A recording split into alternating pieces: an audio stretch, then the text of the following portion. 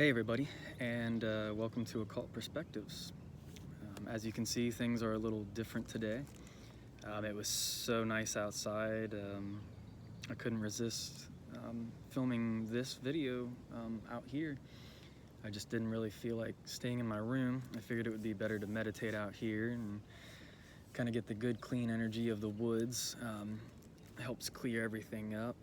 The energy's just so more free out here. It feels great. It's wonderful. I love it. So just went ahead and decided to do a video out here. I believe we are on, I decided to go ahead and continue with the Hiram key. I think we are on part 6 now, if I remember right. And we left off on page 49. There was a little line at the end of 48 going into page 49. The Jews expected a leader to emerge who was an earthly king in the mold of David, and however much Christians would like it to be so, Jesus was not the Messiah of the line of David, the Christ, because he did not succeed in becoming the undisputed king of Israel. So I believe what they're saying here, if we pick up from where we started off, or where we finished last time, they're looking for this is more of a political leader type Messiah thing, rather than a guy from like a religious order per se, like the Essenes. So I believe that's what they're referring to here. This book says that this Jesus, the real Jesus, there's so many at this point, it's kind of hard to, pick and choose the facts, when you're doing your research and stuff. I believe that there is a true Christ consciousness. There's a true ascended master Christ consciousness. It's more the Gnostic version of Christianity, and it goes in line also with like the Saint Germain and the I Am discourses. You're going to get a lot of different versions of Christ, like whether he was just a man, whether he was a myth. And sometimes the myth story is important as long as we understand what true love is, and we understand Christ consciousness, and we get the teachings. That's really all that matters in the end.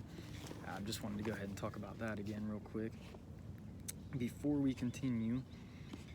So whether or not, Jesus, it goes all the way back. Everybody, they say in Christianity, is technically related to the original Adam. So it all goes back to Adam and Eve. But even this is based off of Sumerian texts and the whole Anunnaki thing. So all these stories are kind of intermixed and intermingling. So it's really hard to pick out the truth. So I'm just presenting here what it says in this book, showing more occult perspectives. So I went ahead and read that sentence that kind of gave you, an interesting viewpoint on Jesus. Okay, I have next to my notes here that the church claims spiritual interpretation, but the Jews use the word Messiah differently. And here in the book, I highlighted a little section. The church is now fully aware of this early misunderstanding and may claim that its spiritual interpretation of the word is true and valid, despite the fact that the Jews use the word quite differently. However, once the church acknowledges that the Christian and Jewish term of Messiah has nothing in common, the Jewish and the Christian version, it follows that the church has no right to use the Old Testament as a source of evidence regarding the coming of its Christ. To do so is fraud, they say in this book. They're definitely viewing the Christ more from like a historical viewpoint in this book. And it seems like, they defend Judaism pretty well, and it's,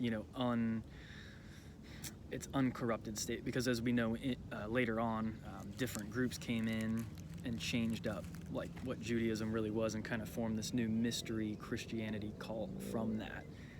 And there's a clear distinction between the political Christianity and like more the Essenes, which we'll be getting into later. We stress the point that the Jews were not expecting a God or a world savior. They were simply expecting a political leader with credentials stretching back to the first king, David, before King Solomon. It was Solomon's father. The church acknowledges even that the two have nothing in common, the two different meanings of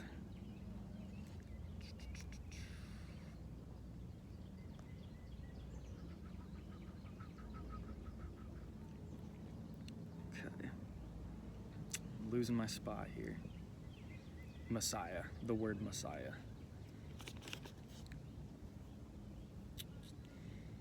The Jews were looking for a political leader only, not so much a spiritual person who would come back and, save them, per se. Another interesting thing that goes on to mention here on page 49, the Christianity belief that Jesus was the offspring of a magical mating of Yahweh and Mary. This actually kind of refers to it was said that the archangel Gabriel somehow impregnated the Virgin Mary. So mating of Yahweh and Mary, I can kind of see that. The God and woman union is an ancient necessity for the parentage of all would-be man gods in Middle Eastern cultures.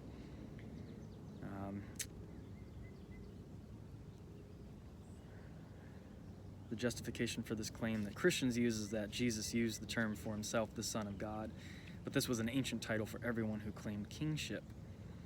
So that's interesting. All kings from the times before the pharaohs onwards have established their right to rule through their descent from the gods. So that makes sense.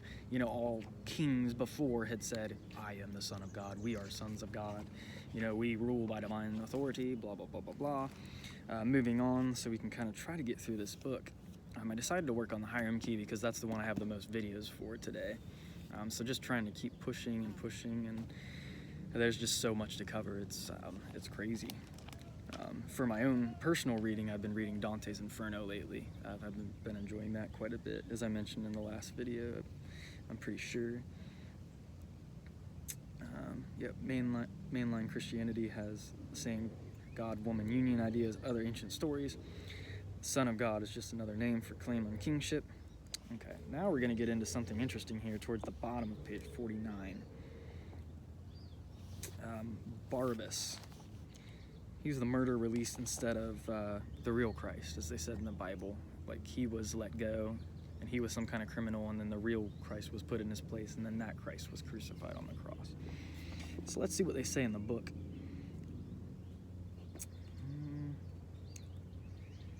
The murderer, they say, Barabbas, just another biblical name you may think, and one that feels to have an evil ring to it. Barabbas, or Barabbas, I'm not sure how it's pronounced. The wicked murderer whom equally wicked Jews chose to release in preference to their Savior. The baying of the crowd to crucify the Christ in preference to a common criminal is one of the New Testament's pieces of evidence regarding the allegedly despicable nature of the Jews. That has led to 2,000 years of anti-Semitism, which is anti-Jews, basically, just another word for that. Although it says here you only need a rudimentary knowledge of the language of the time to understand that Barabbas is not a name at all, but it's a title, and it actually means Son of God. So that puts a little plot twist on the Bible there that the churches aren't really going to be talking with you about too much. So we'll get into that in a minute. There is an interesting little footnote here at the bottom of page 49 before we go on to page 50, if you're following along. If there ever was a true Jewish Messiah, it can only have been David Ben-Gurion, the Zionist activist who became the first king of a self-governing Jewish state in 1948. His modern title was prime minister rather than king, but the effect was the same. Whether or not he could claim descent from the line of David, we do not know. So this guy, they say in the book, would be a true Jewish Messiah, some Zionist activist. So he's really the one who kind of came in and brought peace to the whole land. So I don't know. Just this book puts out a lot of different ideas. So we'll move forward. Just more to think about. And Barabbas, as we said, or Barabbas, means son of God, question mark, exclamation point. Bar, son of, and Abba is father. Interesting that on the Tree of Life, too, I put an extra note here that Hokmah, or wisdom, that's the second Sephirah on the Tree of Life, and it's also referred to as Abba, the Father, as Manly P. Hall states in The Secret Teachings of All Ages. Let's go on to talk about this. Sounds like somebody's playing some very loud music. They're also playing baseball in the distance. If only they knew they were playing on a square and compass field. Silly goons. Profane. I know not what they do. Let them have fun playing their baseball if that's what they want to do. But we are getting down to the nitty-gritty stuff, and we're doing occult studies because we are the future children of the Aeon of Horus, and we are very aware of that. If you are watching this channel, you are meant to be here. You have been drawn here by source to learn and then take this knowledge and spread it even further. Bar means son of, and Abba literally means father, but its usage was and generally still is a reference to the Father that is God. It puzzled these guys, the guys who wrote this book, Christopher Knight and Robert Lomas, sorry if I'm pronouncing that incorrectly. But we were staggered when we went on to discover the early manuscripts of Matthew. This man's designation is used in its full form, Jesus Barabbas, or Jesus Barabbas. So what the heck's going on here? You know, it's almost like a mystery story. You're trying to really figure out what's going on. So that man was known as Jesus, the Son of God. Quite interesting. Plot was certainly thickening. It says here at the end of this paragraph. It's the individual who was released and not crucified at the request of the crowd was an indisputable matter of gospel record known as Jesus, the Son of God. How many Jesus, the Son of Gods were there, like going around, claiming this title? The first part of the name was deleted from the Gospel of Matthew at a much later date by those that sought to establish facts to fit their Gentile beliefs, editing the Bible to, basically make it more to fit your agenda or what you believe in, what you want people to believe. Got to watch out for the dangers of that all the time. Such selectivity is what we would now euphemistically call being economical or economical with the truth. But it's just deceit to avoid difficult questions that the church would not, or more likely could not answer. I hate to kind of hate on churches, but as long as the spirit of the people there is true, they really just want to love and they want to do good, that's fine. But if you're really seeking answers as far as historical context, occult lore and such, I don't really recommend going to church. I think it's more important, really, if you really want to walk the Christ life and stuff, I highly recommend the St. Germain I Am teachings. That's if you study that, and also the Jesus channelings that are done by the same dude, Godfrey Ray King, I think it is. It's great stuff, and you can tell it's divinely ordained. Check out my earlier videos for that stuff. So the Gospels state that this other Jesus, how do we know which one was released? That's what we're getting to. The Gospels state that this other Jesus, Son of God, was accused of being a Jewish rebel who had killed people during an outbreak of insurrection. Thus, Barabbas was not a criminal, but a Jewish fanatic, one facing a similar accusation to the one that was brought against Jesus. When fuller facts are taken into account, the whole circumstances of the trial actually become more complicated. Two men with the same name, kind of the same crime. How can we know which one was released? And I have something here. Muslims today hold a peculiar view that maybe he died in some other way. And many older Christian sects as well believe that Jesus did not die on the cross because another died for him. Muslims today hold Jesus Christ in very high regard as a prophet who was ordered to be crucified, but whose place was taken by another.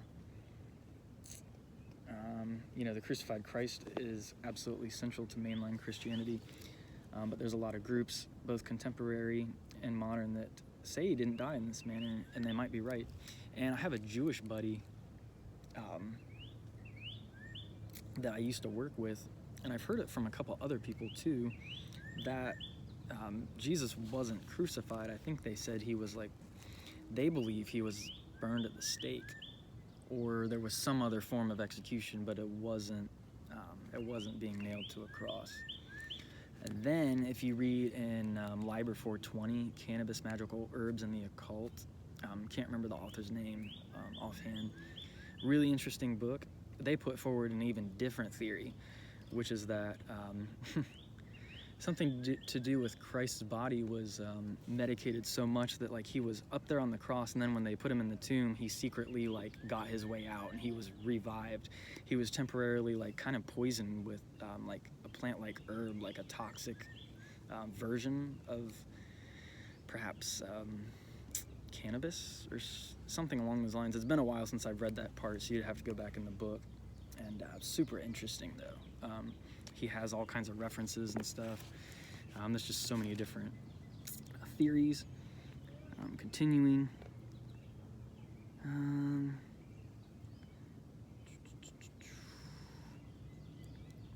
the evidence wasn't just from like a disputed like Gnostic gospel, but it was from the New Testament. So the church critics, as they say, should have a hard time pushing this truth under the carpet.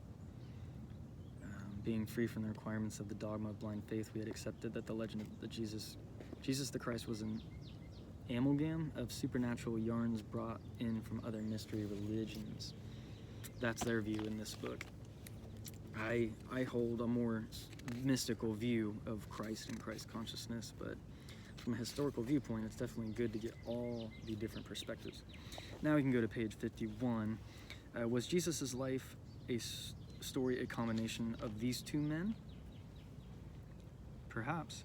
Much in the same way it is believed that the story of Robin Hood grew out of the telling of tales about a number of Anglo-Saxon noblemen who operated outside the laws of Norman rulers. Interesting. What if the two messiahs were peaking in their popularity at the same time? This could be two. They might have both had their own campaigns, you know, their own followers, and they were just both really popular at the same time.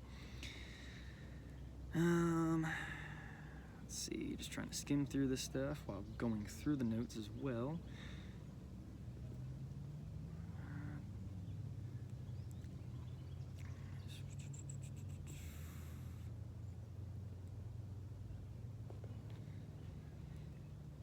Jews were more just a small permanent thorn in the side of the emperor, it says, rather than like this huge army or anything at the time.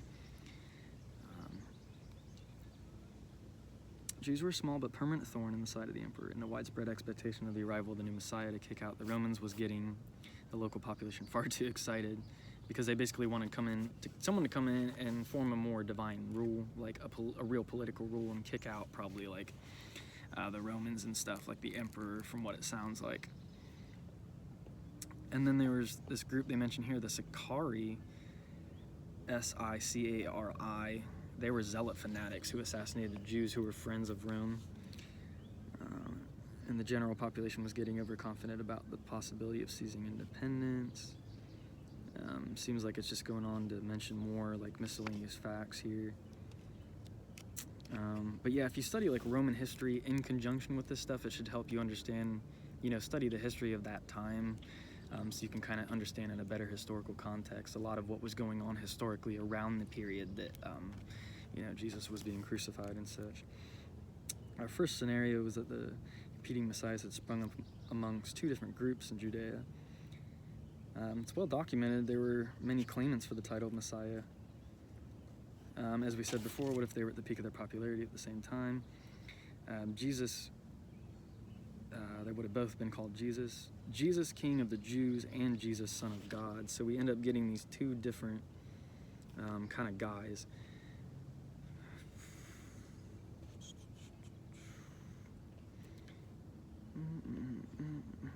Here we go.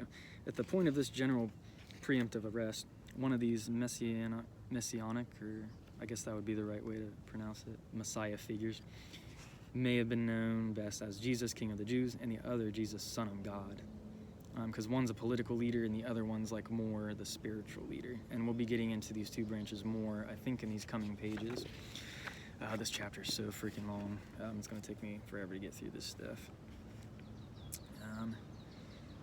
Pontius Pilate, as they were paraded in public, these two guys as criminals, these two different Jesuses, were paraded in public. Pontius Pilate became aware of the situation and it was getting out of hand, and he feared a bloodbath where he might even be the victim. So he offered to let one of the two captive messiahs go. The crowd had to choose between the kingly messiah or the priestly messiah, and they chose the latter, actually. They chose the priestly messiah. I guess. That's the one they let go, was the priestly Messiah.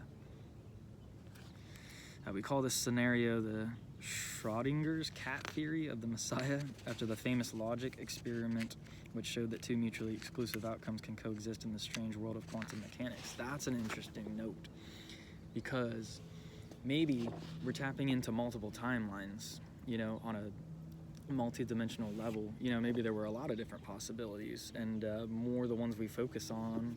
And the universe is ever shifting, it's ever vibrating into a frequency in which we're putting our thoughts, words, and actions out into the world. So this is all good stuff to take into account while we're studying any of the books, on this channel, any of the work. Let's see here. Put any more notes for this?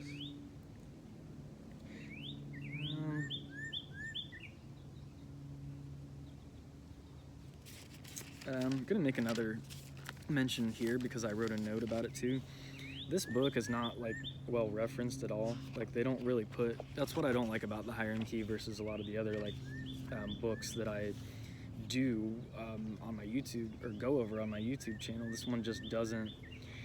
Especially P.D. Newman in the last book, The Psychedelics of Secrets of Freemasonry. He has everything resourced, and he's got all his info from other books and high authority sources in the occult. So I think maybe we got over all the stuff. Stories of both men are merged, so are both sides right, blah blah blah blah blah. There's a second scenario that they came up with. There was a traditional requirement for there to be two messiahs who would work hand in hand to achieve the final victory of Yahweh and his chosen people. A kingly messiah from the tribe of Judah, which makes sense because the lion is a symbol of strength, and the zodiac, it's Leo, pride and all that stuff. Not always in a negative fashion, but it can be turned that way. A kingly messiah from the tribe of Judah, the royal line of David, and he would be joined by a priestly messiah from the tribe of Levi. Jewish priests, according to tradition, had to be Levites. This theory assumes at the point of the trial, both messiahs had been arrested and charged with causing civil insurrection. Kingly and a priestly messiah, they're supposed to be two, as we just said. Both had been originally charged for causing insurrections. The New Testament begets come from Joseph, who was not the father of Jesus. If he was the Son of God, could not be the royal Messiah. So what are they saying there? Let's go ahead and get down to here. So they're saying that Jesus from the royal line was held and died on the cross, while the Jesus from the priestly line of Levi went free. Which was which? The Jesus that was born to Mary claimed to be a Messiah because he came from the royal line of David and was supposedly born in David's city of Bethlehem. However, in the opening verses of the New Testament, this descent through a string of begets is based upon the genealogy of Mary's husband, Joseph, not Mary. Interesting. Who was not, according to Christian belief, the father of Jesus. Because Jesus is the Son of God, not a physical, normal man-child. So technically Joseph would just be his earthly emissary father, or the one who's with Mary, so he by default is the father, I guess. A cruel twist of cold logic. If he was the Son of God, he could not be the royal Messiah then, because he wouldn't technically be related to David, I'm guessing, and going all the way back through that line. So let's go on. But this Jesus could be the priest version. Jesus must have been Levite. A little bit of bugs back here. Not bad. That's what's nice about the season, with it really being spring and stuff now. I don't even know if we've officially reached spring. What is it, April? I don't think we're in spring just yet. But the bugs aren't bad out here yet. They get really bad in the summertime, especially after a rain or something like that. You get all kinds of mosquitoes and crap out here, and that bite you. So this is a perfect day. Just a perfect day to sit back here and chill. And I'm loving it. Loving every minute of it. distracted again, getting back to where I was. What's interesting here, it says that Jesus born to Mary could not technically be the kingly Messiah version, but he could possibly be the priestly version. His mother is known to be of relation to John the Baptist, who was a Levite. That's interesting. And John the Baptist, of course, is a major character in both the Bible and Freemasonry. So Jesus had some Levite blood himself. If this Jesus had followed this argument, it would be clear that it was not he who died on the cross. Interesting. Double Jesus situation. The authors say they came across an obvious flaw in the Christian story of the Messiah, but apart from discussing the scenarios as possible solutions, they couldn't go any further at this point in their research. It was not until they had unlocked a deeper Masonic riddle that the real solution became clear, and they will cover that later in the book. Okay, so the next section, we're about 25 minutes there. The principal groups of Jerusalem. So, okay. So there's inaccuracies in description of the Pharisees and the Sadducees. I guess looks like I wrote a side note here that it's pronounced Sadducees. With a J sound? I don't know. So you've got the Sadducees, S-A-D-D-U-C-E-E-S, and the Pharisees. I know I'm saying the Pharisees, right? The Sadducees were the priestly and the aristocratic bureaucracy of Jerusalem. So that's interesting. There's three main groups in the population of Judea at the time. The first century were the Sadducees, Pharisees, and the Essenes. The first two are defined in this footnote. The former, the Pharisees, were for the most part, this is actually a very, this little quote right here, I'm pretty sure this is not accurate, were for the most part notorious. The Pharisees were notorious hypocrites, the latter, the Sadducees, a kind of freethinkers in matters of religion. For such a little piece of information, the degree of inaccuracy is remarkable, as they go on to state here. Moving into page 53 now. Sadducees were established by right, the priestly and aristocratic bureaucracy of Jerusalem, very conservative in their religious views. Didn't even believe in any existence beyond the grave? Strange. And no doubt considered the complex views and actions of the Pharisees to be the work of superstitious fools. Okay. That's weird. I put in my in my notes here, like, so if it's confusing. So if the Sadducees, or however you say that, if they were religious but didn't believe in the existence beyond the grave, do they not believe in spirits or anything? Kind of confused about that. They are all about the written law. So these guys are like, they're super like strict. It seems like they're pretty strict and they're all about the law, and they're not really about creativity. So those guys sound pretty boring to me. But let's go on. And the Pharisees, yeah, here I wrote, they're more like, their beliefs are more supernatural or divine. They're more free thinkers in matters of religion. Yeah, the other ones, the Sadducees, they don't seem like they're good people from the explanation so far. The Pharisees, though, they're more supernatural and divine. They still follow the law, though. It says, I put here, they're not priests. They had a lot of temperance, set landmarks for modern Judaism. Pharisees made Yahweh accessible to all Jews rather than just, the Sadducees probably like kind of kept everything like a little more, tightened up. And but yeah, it seems that the Pharisees were more about spreading the word and spreading the light, perhaps. The ridiculousness of Orthodox Judaism. These are notes for later on in the page. So let's go ahead and continue moving forward.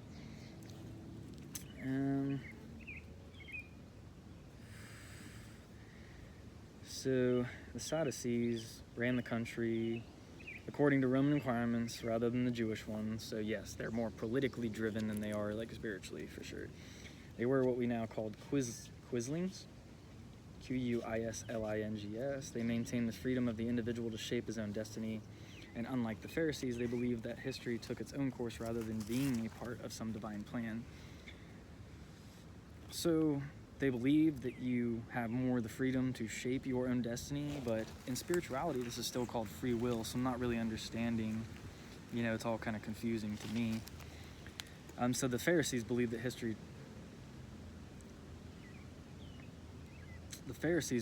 it was all part of a divine plan, which even if you believe, God gives you free will, so that's all kind of confusing. Let's continue. While they were wealthy and of high social standing, the Sadducees were boorish, rude, and extremely hard on anyone who broke the law or interfered with their administration. Yeah, they were meanie butts. Not men of ideas or ideals, but kept the country running. So they weren't really philosophical or anything. They weren't deep thinkers. They were just practical thinkers. They just wanted to keep things running as it was. The status quo, blah, blah, blah, blah, blah. Especially using it towards their advantage. They're probably not much different to the ruling class in most countries before in sense, but to call them free thinkers in matters of religion is about as far from the truth as one can get. That quote I read just a minute ago. Yeah, they said that the latter were a kind of free thinkers in matters of religion. Yeah, that's really vague. You could say that about a lot of groups, and that's not a fact. That's just saying it. Continuing on. The Pharisees weren't as strict. They were only speaking priests, strictly speaking. Oh, they were not. I'm sorry, they were not. The Pharisees were not, strictly speaking, priests at all, but were devoted to the law, and they did try to apply it in every aspect of their life, so they tried their best, to kind of conform and whatnot. This is to assist them in their fulfillment of the law. They had developed a tradition of interpretation by which the actions were regulated, and this is true temperance, just kind of measuring out things for yourself so that you're not overindulging, you're not overgorging, you're not. A lot of people in our culture, especially, we see fucking eat too much and just consume, and it's good to have those times where you are treating yourself, but if you're just taking in all the time, you're just gonna burn yourself out pretty much. So take time for meditation, take time for exercise, all those good things. Let's see here.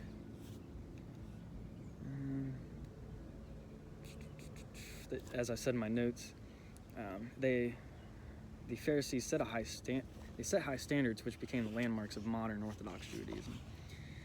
And whether you share their beliefs or not, they were impressively single-minded. They all worship Yahweh. Both groups, I'm assuming, I'm sorry, I misread that. Traditionally, all worship of Yahweh had been restricted to occurring in his divine presence in the temple at Jerusalem under the control of the high priest. So very controlled.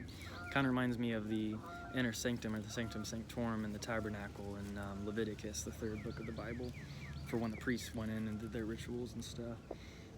But the Pharisees created the opportunity, as I said in my notes, for the eventual evolution of the structure of the rabbi and the synagogue as a basis for Jews everywhere to have access to God.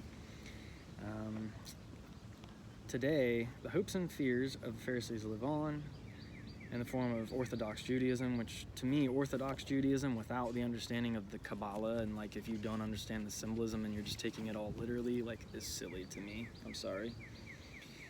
Orthodox Jews will not, they don't conduct business on the Sabbath, which can't argue with that.